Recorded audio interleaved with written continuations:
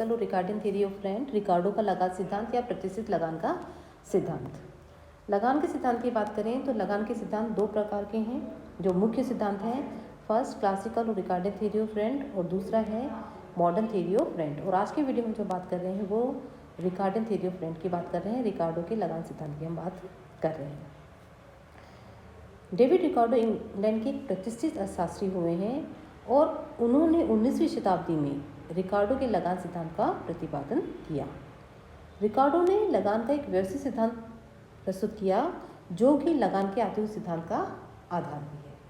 अब रिकार्डो ने जो बात की लगान के सिद्धांत की, उन्होंने यह बताया कि लगान भूमि की उपज का वह भाग है जो भूमि की भौतिक एवं अविनाशी शक्तियों के उपयोग के लिए भूस्वामी को दिया जाता है।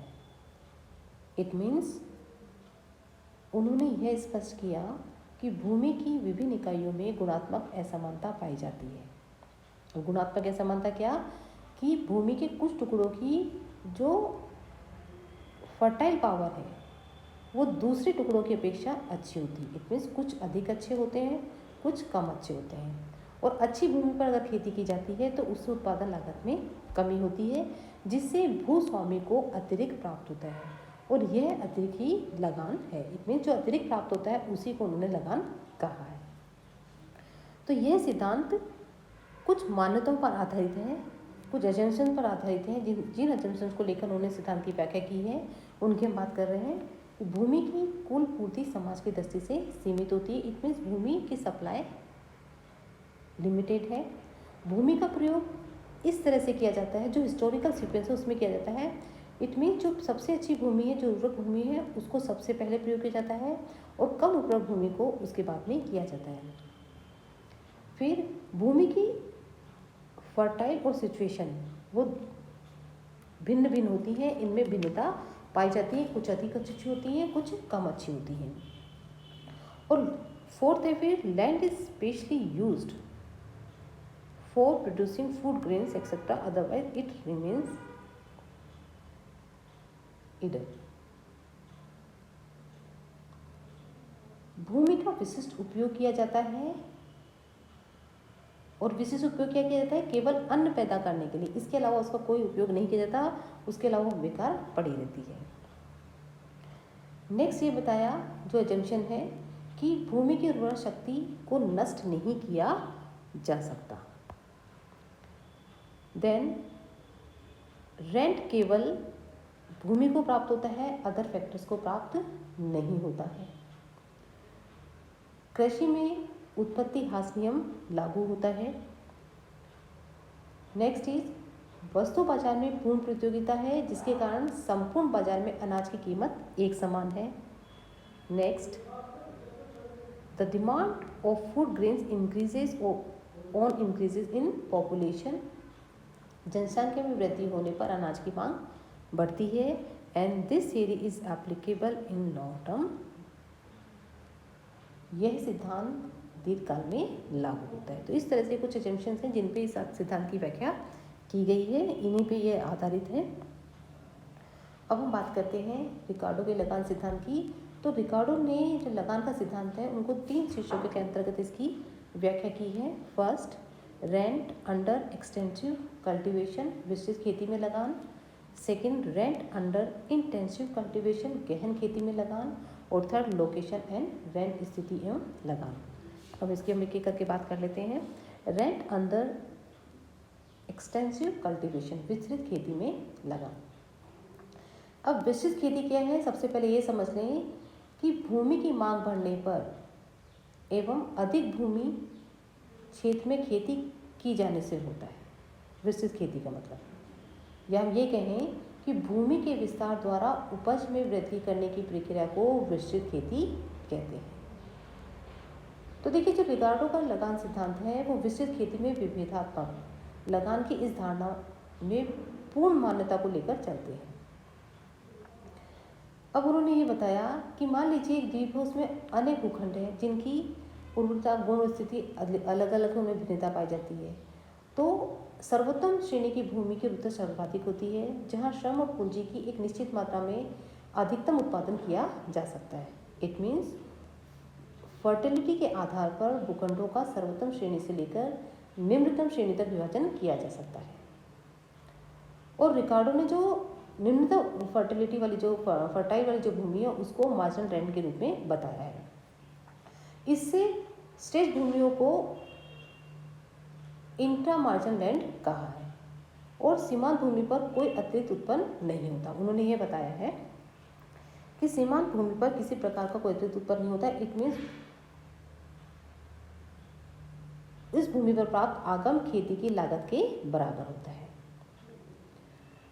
अब उन्होंने इससे समझाया कि मान लीजिए जो भू भाग है वो 4 प्रकार की भूमि है, जो हम यहाँ इसको समझ लेते हैं। भूमि है A, B, C और D। तो जो किसान है सबसे पहले A भूमि पर कृषि करेगा क्योंकि सबसे अच्छी भूमि है। इसमें मान लीजिए 100 क्विंटल उत्पादन हुआ है। कुछ समय के पश्चात क्या होता है कि जनसंख्या में वृद्धि हो जाती है और खाद्यान्नों की मांग बढ़ जाती है। ऐसी कंडीशन में कृषि में उत्पत्ति ह्रास नियम क्रियाशील हो जाता है और उसके कारण A भूमि का जो उत्पादन है वो घटने लगता है। इसलिए किसान अतिरिक्त मांग की पूर्ति के लिए B, C और D भूमि पर कृषि करना शुरू कर देते हैं। इससे 75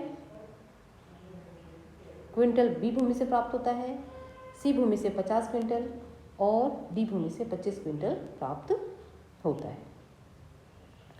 तो इस तरह से ये पूरा इन्होंने समझाया कि किस तरह से प्रोडक्शन के अकॉर्डिंग रेंट बढ़ता चला जाता है। तो जब हम मार्जिनल प्रोडक्शन की बात करें तो 25 जिसमें ये बिल्कुल ये मार्जिनल इंट्रा मार्जिनल लैंड है, इस भूमि में प्राप्त आगम खेती के बराबर है। तो ये मार्जिनल प्रोडक्शन हो गया 25। तो इस तरह से जो रेंट जो डिसाइड किया वो हुआ 75, 50 और 25। क्लियर?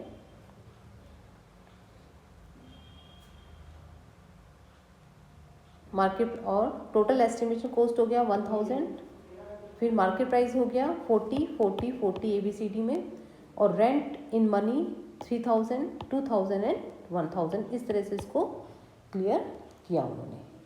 अब इसी को हम बात करें, अगर हम डायग्राम में बात करें तो लैंड A, B, C और D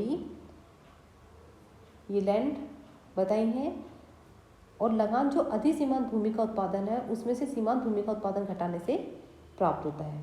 तो इस तरह से उन्होंने बता दिया है, और जो शेडेड पार्ट है इसको उन्होंने लगान बताया है। क्लियर?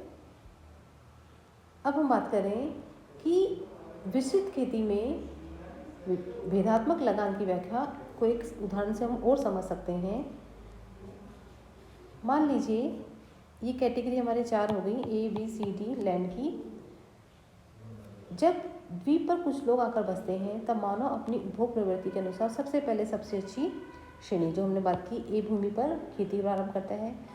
जैसे जैसे जनसंख्या बढ़ती जाती है, अनाज की मांग में वृद्धि होगी तो उत्पादन के लिए अन्य भूमि का उपयोग भी करना प्रारंभ कर दिया जाता है। तो ऐसी कंडीशन में क्या होगा, जब A श्रेणी की समस्त भूमि अनाज उत्पादन करने में प्रयोग न ली जाए तब तक B तथा C श्रेणी की भूमि के प्रयोग में आने पर A श्रेणी की भूमि अधिसीमांत भूमि बनकर रह जाती है।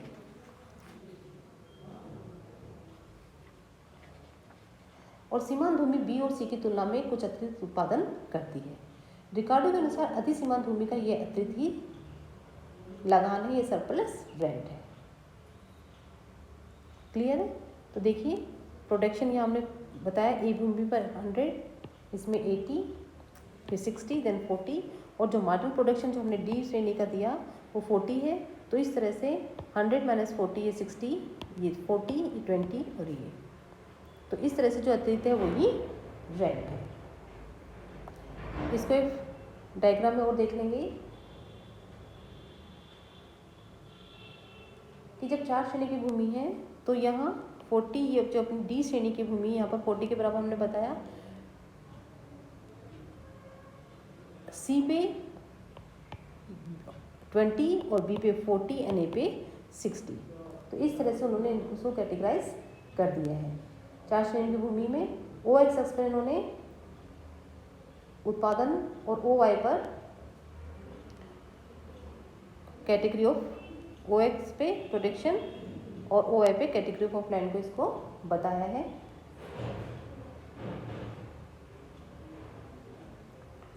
भूमि की डी श्रेणी में सीमांत भूमि है, इसलिए उत्पादन का मूल्य उसके उत्पादन के बराबर निश्चित है। बाजार में उत्पादन का मूल्य 100 रुपीज़ है, वो प्रति क्विंटल इसमें बताया है। अतः भूमि ए बी सी और डी की जो श्रेणियां हैं उस पर खेती करने से भूस्वामी को कितना 60 + 40 + 20 + 0 क्विंटल उत्पादन की बचत या लगान प्राप्त होता है। और यहाँ पर जो डायग्राम है उसमें जो शेडेड पार्ट है उसमें उन रेखाओं में उसके बराबर लगान प्राप्त होना बताया है। और डी श्रेणी की भूमि में कोई लगान नहीं होता, क्योंकि इस भूमि का उत्पादन लागत बाजार मूल्य एक समान होते हैं। तो इस तरह से उन्होंने इसको समझाया है। अब हम बात करेंगे रेंट अंडर इंटेंसिव कल्टीवेशन।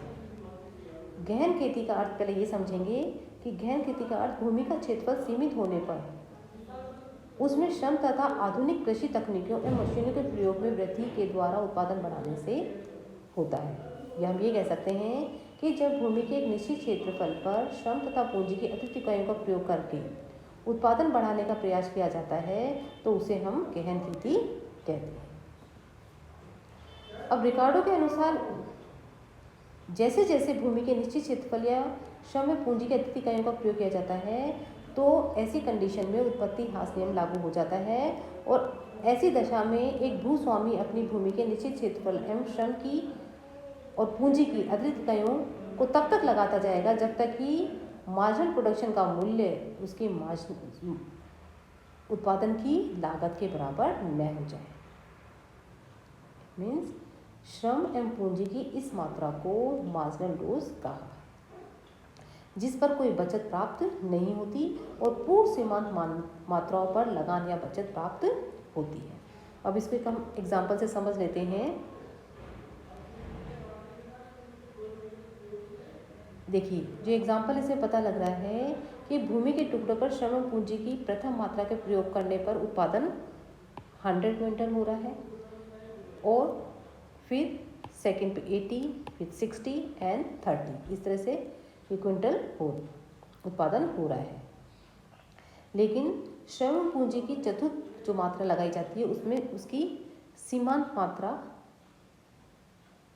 है जो कि लगान रहित है। इट मीन्स उसको कोई लगान प्राप्त नहीं हो रहा और सीमांत मात्रा से पूर्व की मात्राओं पर लगान प्राप्त होता है। जैसे हम बात करें प्रथम से थर्ड की मात्रा पर कितना हो रहा है 70, 50 और 30 क्विंटल के बराबर लगान प्राप्त हो रहा है। या ये हम कह सकते हैं कि जो फोर्थ मात्रा जो चतुर्थ जो मात्रा लगाई जा रही है उसकी तुलना में अतिरिक्त प्राप्त होता है, जिसे या हम इसमें बात करते हैं शेडेड में इसमें लगान बताया गया, इसका डायग्राम है। तो इस तरह से उसको मार्जिनल यूनिट्स और उस लगान को बताया गया है। अब हम बात करेंगे लोकेशन एवं रेंट की। खेतों की स्थिति में अंतर होने के कारण भी लगान उदय होता है। जैसे कुछ खेत शहर, बाजार तथा गांव के निकट होते हैं और कुछ उनसे दूर होते हैं। इस कंडीशन का प्रभाव यह होता है कि परिवहन लागत और जो संरक्षण सुविधाएं उनका असर पड़ता है। ऐसी स्थिति में बाजार के निकट जो खेती होती है उससे प्राप्त उत्पादन में अंतर मूलक लगान प्राप्त होता है, जबकि बाजार से जो दूर खेती होती है उससे कम लाभ प्राप्त होता है, क्योंकि जो मार्ग व्यय तथा प्रोडक्शन व्यय हैं उनके योग के बराबर होने पर भूमि लगानहीन हो जाती है। इट मीन्स स्थिति के संदर्भ में बाजार के निकट जो खेती अधिसीमांत खेती होती है तथा सबसे दूर जो खेती होती है जो सीमांत खेती होती है, और परिवहन लागत के अंतर के बराबर अधिसीमांत खेतों पर लगान की प्राप्ति होती है। तो इस तरह से